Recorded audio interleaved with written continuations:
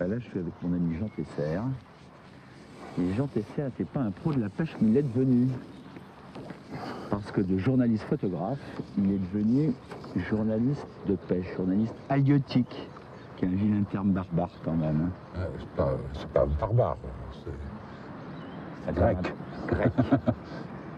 Et Jean, donc maintenant, vit de la pêche, c'est ce qui est rare. Je suis pêcheur professionnel. C'est un pêcheur professionnel.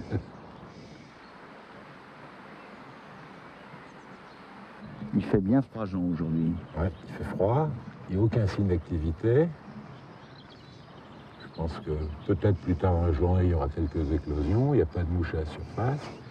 Si on veut prendre des truites, il faut aller chercher en dessous. En dessous, c'est en mouche noyée. En mouche noyée, oui, en mouche noyée. En mouche noyée quand c'est aval, en nymphe quand c'est amont. Là, comme la rivière est un peu tendue à cause des pluies, qu'on ne voit pas grand-chose, qu'il n'est pas question de repérer les poissons, il faut mieux aller les chercher en mouche noyée. Mouche noyée, c'est pas du tout une technique grossière, facile et bête. D'abord, si elle était facile, je crois que tout le monde pêchera en mouche noyée. Mais c'est même si elle est moins agréable que la mouche sèche, c'est une technique qu'il faut utiliser de temps en temps. J'avais mon bon maître qui me disait, on pêche en mouche noyée quand on doit et en sèche quand on peut. Et aujourd'hui, on ne peut pas pêcher en sèche. Ça serait complètement stupide de matraquer des postes à longueur de temps pour seul effet de caler les poissons. Alors que là, on a une chance de trouver, si les truites sont actives, en dessous, de pouvoir toucher une truite. Et puis c'est une rivière que je ne connais pas, et c'est un bon moyen à noyer pour faire connaissance avec une rivière. Donc de faire de l'exploration et puis de faire de l'exploration, c'est une pêche un peu systématique, mais oui, d'essayer des mouches différentes.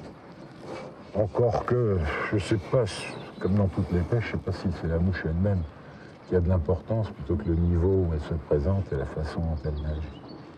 Là, on a collé 2 mouches moyennes qui ressemblent un peu aux insectes qu'on trouve en cette saison dans les rivières normandes. Alors là, Jean, tu as une soie flottante. C'est une soie flottante parce que j'ai pas perdu, comme la plupart des pêcheurs, j'ai pas perdu tout espoir de voir des éclosions à un moment donné. Alors j'ai choisi une soie flottante et un bas de ligne lourd qui me fait couler les mouches. Ce qui fait que si jamais ça se met à rire et qu'il y a des gobages, j'ai qu'à démonter le bas de ligne, changer le bas de ligne, nettoyer un peu la soie et en 3 minutes, je suis prêt à pêcher en sèche.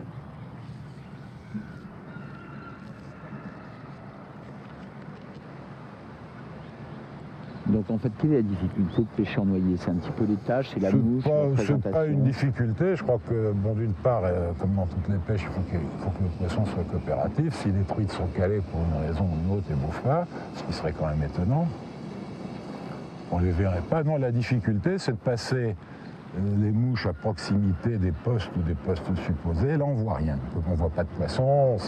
Bon, je suppose qu'ils s'en tiennent le long de la bordure, que s'il y en a à la limite de l'herbier, il doit y avoir quelques truites postées. Et il faut leur montrer les mouches au bon niveau. Voilà, j'ai un bas de ligne qui est assez lourd, ce qui fait que mes mouches, de temps en temps, je touche le sommet des herbiers. Je suis assez profond. Je pense que c'est pas mal, là, comme... Je suis au bon niveau. Tout ça, on ne voit rien bouger. Pour l'instant, peut-être qu'il faudra changer des mouches, peut-être des plus grandes ou des plus petites. Normalement, tu restes combien de temps à un endroit? Très peu de temps. Très peu de temps. Donc, il faut avancer. Il faut avancer. Très peu de temps. C'est un des avantages de la noyée. C'est que justement, pour faire connaissance avec une rivière, c'est qu'on se déplace beaucoup. C'est pas à peine une fois qu'on a supposé un poste. Bon, là, les postes sont de l'autre côté. Ils sont un peu loin de la berge. Au-delà de 14 mètres en noyer, on sent très mal les touches, les ferrages sont hasardeux, il faut essayer de pêcher plus court. C'est-à-dire que là, par exemple, il faudrait rentrer dans l'eau, ce qui sera un bon système d'ailleurs, et pêcher alternativement les 2 berges, parce que je crois que les poissons sont plutôt contre les berges. Mais on va... Je le sens comme toi. On va voir. Là, il y a un poste qui est pas mal. Je vais d'abord faire le début de l'herbier. Donc Jean... Le début du radier. Le radis, j'ai l'impression qu'il y a un trou devant là, non? Ouais. Là, j'ai l'impression que c'est bien creux. C'est-à-dire qu'on a mis les bottes à un endroit où on aurait dû mettre les mouches.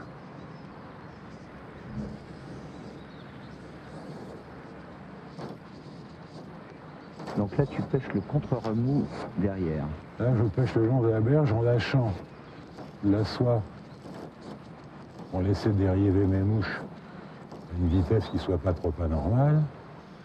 Parce qu'il y a un endroit qui me paraît bien sympathique. Et là, comment tu appelles le stack mending, là, la redisposition de la soie, l'allongement de la soie? Oui, le replacement de la soie. Enfin, là, c'est simplement laisser filer de la soie au fil de l'eau, comme je suis carrément dans l'axe du courant, pour que mes mouches aient une dérive normale. Quand on remonte comme ça, on peut toucher là, je pourrais toucher un poisson. Mais c'est très curieux parce que bon, les mouches ont un comportement complètement anormal. Et j'ai toujours, dans ces conditions-là, soit on touche des très petits poissons, soit des très gros. Mais rarement des poissons de taille normale ou moyenne. Pêchant en noyer, par exemple, les réglages de frein doivent être extrêmement doux. Il faut qu'à la limite, si le poisson veut foutre le camp, il faut le laisser partir et le récupérer plus tard. Parce qu'il est en aval, il a sa force, plus la force du courant pour lui. La ligne est un peu lourde pour sortir en roulet. Là, tu remets la soie dans l'axe du Là, courant. en replaçant c'est pas dans l'axe du courant, je la remets à mont. C'est-à-dire qu'il y a deux façons. Si je place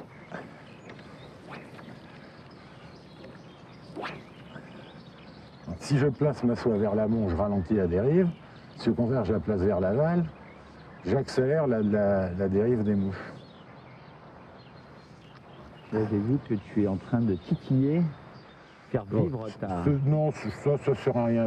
Enfin, moi j'y crois pas. Je crois que les mouches elles travaillent très bien toutes seules. Ça c'était surtout pour replacer ma ligne. Parce que à partir du moment où on anime, c'est vrai qu'on peut animer les mouches d'une façon excitante, mais on remue surtout la soie. Et la ligne qui remue dans l'eau, ça fait du bruit, et finalement ça risque plus d'effrayer un poisson un peu méfiant que de l'inciter à mordre. Et les mouches inertes, une dérive inerte, en laissant le courant faire, ça se passe très bien.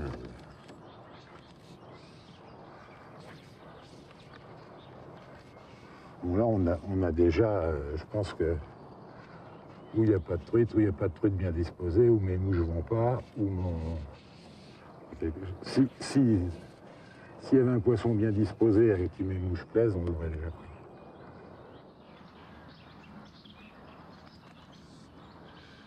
Quand il fait froid comme ça, normalement, quel est le meilleur moment de la journée?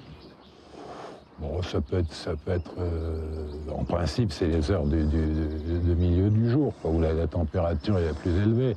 Mais la température peut monter à 6 heures du soir s'ils vont passer au sud. Il y a un meilleur moment dans la journée, mais c'est pas toujours le même. Si on sèche, on le voit. On sèche, on le voit en noyer. Là, je me suis mordu la queue. Et ça, c'est le problème aussi quand on a plusieurs mouches et qu'on lance loin, donc qu'on serre forcément un peu la boucle, on se mord la queue. Les cannes traditionnelles pour la pêche en noyer, c'était des longues mouilles qui faisaient des boucles extrêmement grandes pour éviter justement de se mordre la queue et d'emmener les mouches les unes dans les autres. Bon, maintenant, essayer de recommander, comme le font les bons maîtres, la mouche noyée, c'est une canne de 10 ou 11 pieds, souple, tout. C'est un peu illusoire. D'abord, on ne les trouve pas dans le commerce. Et puis, personne n'achète une canne comme ça. Le type qui achète une canne, le pêcheur qui achète une canne, c'est toujours dans l'idée de pêcher en sèche à un moment donné. Alors, je pense qu'on peut très bien pêcher en noyer avec une canne moyenne qui peut permettre de pêcher en sèche quand ça va devenir un outil, si jamais le cas se présente. Alors ça, ce qui est sûr, c'est que à la mouche, une chose qu'on ne fait jamais, c'est d'affûter ses hameçons. Mais on a tort, parce que en sèche, à la limite, on a souvent des petits crochets qui sont facilement piquants. Et alors qu'en noyer, c'est quand même des gros hameçons, des fers assez forts, qui s'émoussent aussi facilement que les autres sur en raclant le fond, et même quelquefois sur des hameçons neufs, hein, qui piquent pas assez. Alors c'est très important de vérifier le piquant des hameçons, d'une part parce que très souvent, la truite s'attrape toute seule hein, sur la mouche, et le fait d'avoir un hameçon piquant, ça fait la différence entre une tape et rien du tout, et une prise. Alors ça, c'est quelque chose, c'est vrai qu'on dit toujours, affûter les hameçons. Moi, je sais que des trucs comme ça, j'en ai perdu des milliers. Et quand je les ai perdus, je ne le fais pas, j'affûte pas, je rate des poissons, comme tout le monde.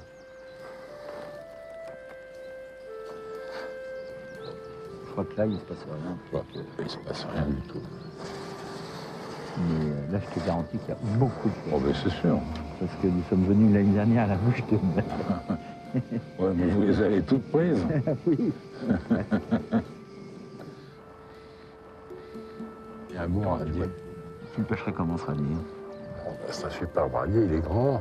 Je pense que le mieux, ce serait de rentrer dans l'eau, d'exploiter d'abord la partie devant, ensuite d'y mettre les pieds, faire la berge, et puis descendre au milieu en pêchant les deux berges alternativement. Donc la meilleure position, c'est centrale pour pouvoir pêcher les deux berges. Pour pouvoir pêcher les deux berges à petite distance en plus. On va peut-être se faire ce coup-là. Non, là, il y a... Mais attends, on va peut-être le faire. Peut-être le faire en sournois. C'est quand même moins discret, la mouche. Oui, bien sûr, mais ça ne va pas être... On s'adresse à des poissons qui sont sous l'eau, donc qui se sentent plus facilement en sécurité que quand ils montent se faire voir en surface. Hein. Un poisson qui est à 1 mètre de profondeur ne bouge pas quand un oiseau lui passe par-dessus la tête, alors qu'un poisson en surface va se planquer. Attention, pas que Très bien, Tu veux que je descende? Oui, comme ça je te tomberai dessus. Tu veux que je te tienne? Non, c'est bon, regarde, tu vois, là, les branches, c'est bien utile. Oula! C'est bien que ça serve à quelque chose, c'est que... On va d'avoir des amis. Il n'y a pas de raison que ça ne serve qu'à... Des amis de 30 ans. Attention, il y a un trou. Ah oui.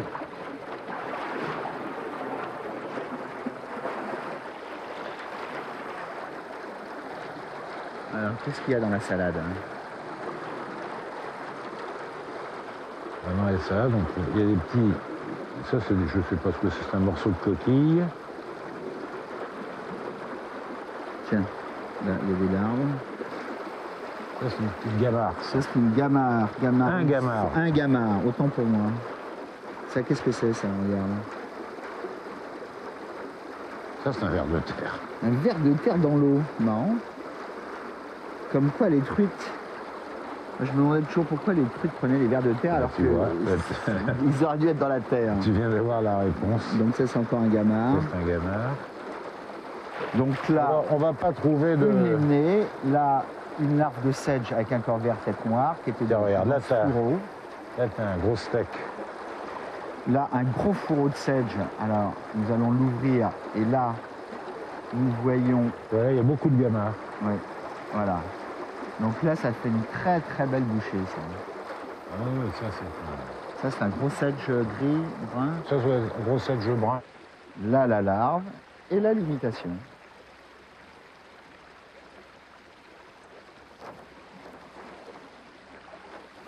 Alors, Jean? C'est pas rien. Là, il faut passer rapidement là-dessus.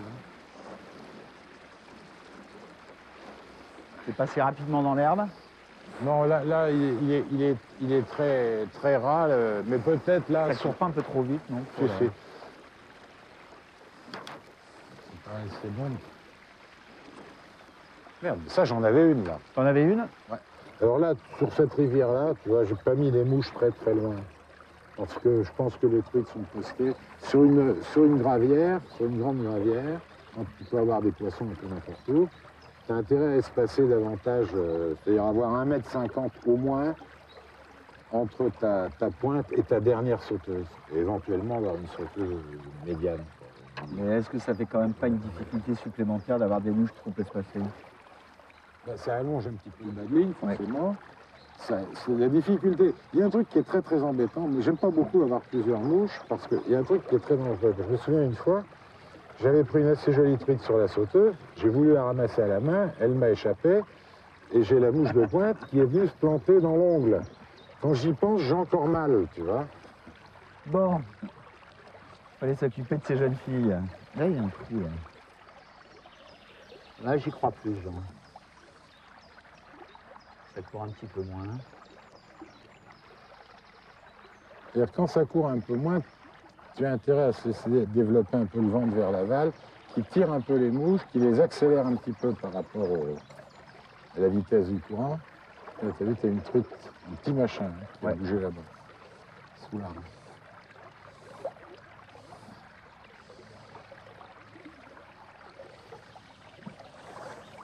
Donc là, dans l'eau morte avec le retour, ça fait le bon. Tu vois, et puis la courbe de la soie fait que ça tire un petit peu les mouches. C'est pas la peine de les animer, je crois pas. Donc, en fait, Je pense que ça apporte rien d'animer les mouches. il n'y a pas un papy qui t'a appris à lancer la mouche?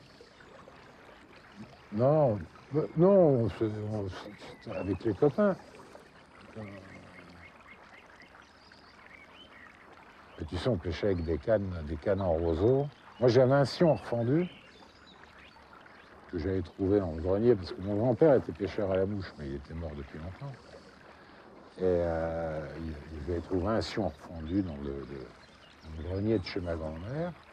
Et je le montais sur un... C'est-à-dire qu'on coupait, on se faisait tous une canne tous les ans, on coupait du roseau à l'automne. On coupait du roseau à l'automne. Regarde comme c'est beau. On bouge pas parce qu'il y a la mortie là derrière. C'est m'étonnerait quand même. Donc le roseau à l'automne. Ouais, on le laissait sécher chez le menuisier tout l'hiver en lui mettant un poids au cul pour qu'il se redresse. Et puis au printemps, il n'y avait plus qu'à monter les anneaux. Vous faisiez ça avec quoi les anneaux? Avec du fil de fer. Du fil de fer. Galvanisé? Ouais, un bout de fil de fer, un truc. Et moi j'avais un moulinet, mais j'avais des copains, ils avaient 2 pitons sur la canne. Ils enroulaient la soie comme ça. Quand j'ai commencé, ça m'a tout de suite paru facile parce que j'ai pris les premiers poissons très rapidement. Mais enfin, la première truite, je m'en souviens. Hein. Ça, je peux te montrer l'endroit. C'était en dessous de Belleviane. Hein. Il y a la gare, je ne sais plus comment elle s'appelle, c'est la gare d'un village. C'est au-dessus, en amont de Belleviane, sur l'Aude. Et je l'ai vue du haut d'un pont, je suis descendu, et puis elle était gentille. J'ai peut-être laissé une pas mouche. entendu un bon bruit là. J'ai peut-être laissé une mouche. Et je l'ai prise à 3 mètres.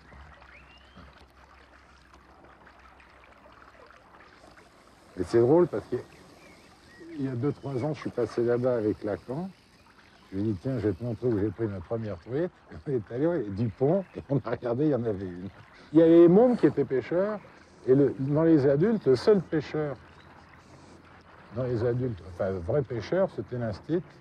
Monge, qui lui était à la pêche. Je restais en classe jusqu'à 4h30 l'après-midi. Il y avait le fagot de Gaulle qui était contre le tableau. À 4h30, barrez-vous petits voyous, et ils se tirent à la pêche. Il y avait quelques belles truites. Ah oui, il y avait des belles truites. On les vendait, enfin, pas au début, quand j'avais 8-9 ans, on les vendait pas, on se les piquait.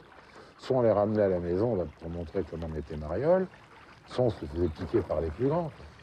Mais après, quand j'ai eu 12-13 ans, on vendait les truites, c'était tout à fait légal.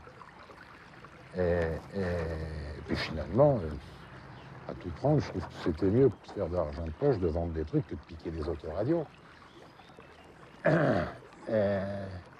Et finalement, je me suis aperçu après qu'on avait une gestion, on gérait la rivière vachement bien, parce que c'était les hôtels de la Haute-Vallée, du côté des Scouloubres, qui nous achetaient les truites, mais ils nous les achetaient entre 23 et 25. C'est-à-dire que quand c'était plus gros, au début, on les gardait, c'était les bons producteurs. Et puis bon, quand tu ramenais du poisson, des truites à la maison, les bons pescoff, ils vident le poisson, ils l'écaillent, c'était chiant. Alors, on avait tendance à les relâcher. Puis ma grand-mère, on avait ras-le-bol des trucs. On avait tendance à les relâcher. Et tout ce qui était plus petit, c'est-à-dire les truites qui étaient... Oh là, c'est un monstre. Tout ce qui était plus petit, c'est-à-dire les truites qui n'avaient pas reproduit, elles étaient relâchées tout pareil.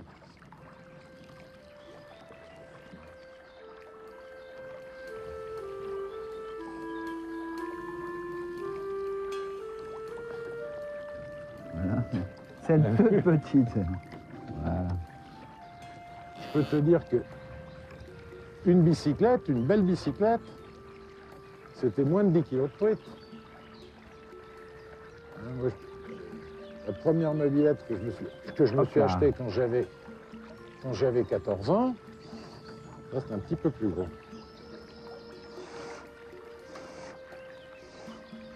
Que j'avais dû payer 300 balles. C'était... Donc en fait, tu me disais quand tu étais gamin que l'offre et la demande faisaient la gestion de la rivière. Ouais, c'est et ça. qu'en fin de compte, c'était pas si mal que ça. Finalement, ça fonctionnait très bien, puisque je me suis aperçu maintenant, après avoir étudié le truc, que c'est ce que préconisent de grands spécialistes. C'était le coiffeur qui nous faisait les mouches. Cet enfoiré, il te faisait 2 mouches quand tu avais sarclé son jardin. On n'a rien compris, rien. C'était un esclavagiste. Et il faisait très bien les mouches. Enfin, il faisait 2 types de mouches. Il y avait les petites et les grosses. Et il y avait les jaunes et les rouges. Les jaunes et grises et les rouges et marrons. C'était les 2. Il faisait 4 mouches. Les mouches du coiffeur. Les mouches du coiffeur. Et elles pêchaient en sèche, on noyait.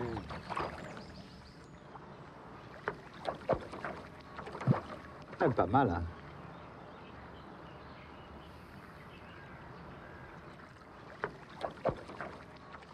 Elle est maigre, hein, celle-là, elle est plus maigre que celle tout à l'heure. Jolie truite. Hein.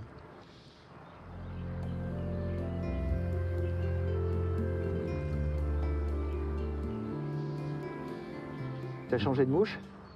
C'est une femelle, oui, c'est une petite mouche. Tu vois, c'est celle que je t'ai dit.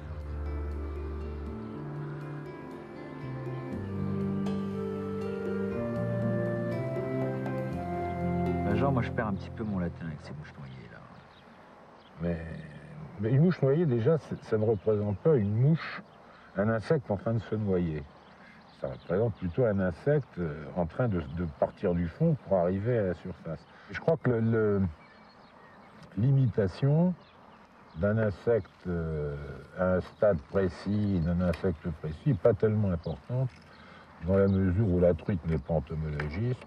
Et pour elle, ça se mange ou ça se mange pas, ça passe à la bonne hauteur ou ça passe pas à la bonne hauteur. Je pense qu'à partir du moment où on s'approche de la taille et de la teinte de ce que les truites ont l'habitude de voir et surtout du comportement, si elles ont faim, elles sautent dessus, elles le bouffent.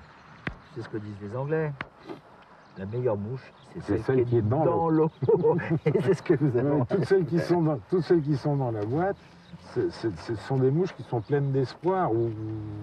En général, parce que une mouche ne prend pas énormément de truites, mais celle qui pêche, c'est celle qui est dans l'eau.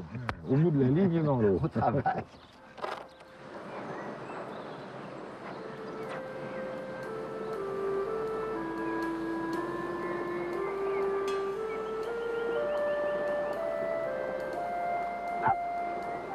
Ben, j'ai fini par en faire une, tu vois. Tu vois, Grâce à tes conseils. Je ne suis pas un spécialiste de la mouche noyée, mais ben, j'ai fini par comprendre ce que tu m'as expliqué. c'est vrai. J'ai mis une mouche un petit peu plus lourde, qui pêchait mieux. Près du fond, c'était mieux. Mais tu vois, regarde, aujourd'hui, c'était une assez mauvaise journée, mais pêcher en sèche ou en nymphe, c'était l'assurance de rien prendre. Hein. On n'a pas vu un gobage attaquable. Et j'ai jamais vu une truite. On a vu une ou deux truites gobées, mais jamais réitéré le gobage. Moi, je suis persuadé qu'aujourd'hui, il n'y a pas beaucoup de poissons à prendre, mais les seuls qui avaient à prendre, c'est les poissons qui sont pris. Et ce qui est sûr n'importe comment, c'est que les truites qui se nourrissent à 90% sous la surface, bah, tant qu'il n'y a pas l'eau bout pas et que ça gobe pas à tout va, il faut pêcher en noyer. Tant qu'elle monte, il faut pêcher sous l'eau, en noyer ou en nymphe à vue, si on peut les voir, mais là, dans une eau opaque et sans manifestation en surface, la pêche au noyer, c'est une pêche aveugle, peut-être moins amusante, plus intéressante, mais qui est la seule qui soit efficace, enfin qui ait une certaine efficacité. Bah écoute, je te remercie parce que bon, je ne suis pas un spécialiste de la noyer. Bah, j'ai commencé à comprendre un petit peu ce qu'il faut faire grâce à toi. Bah, quand tu veux, mais c'est pas une pêche très compliquée. C'est sûr qu'à partir du moment où c'est une pêche qu'on demande quand même beaucoup de concentration, pour ressentir la touche. Parce que déjà, la touche, on la sent pas forcément. Si on attaque avec une ligne détendue, on voit le départ de la ligne. C'est presque, ça peut devenir une pêche très tranquille. Très tactile. C'est tactile et visuel. Moi, c'est un truc qui me plaît bien. Comme tout le monde, je préfère pêcher comme ça. Il marche bien cette soirée.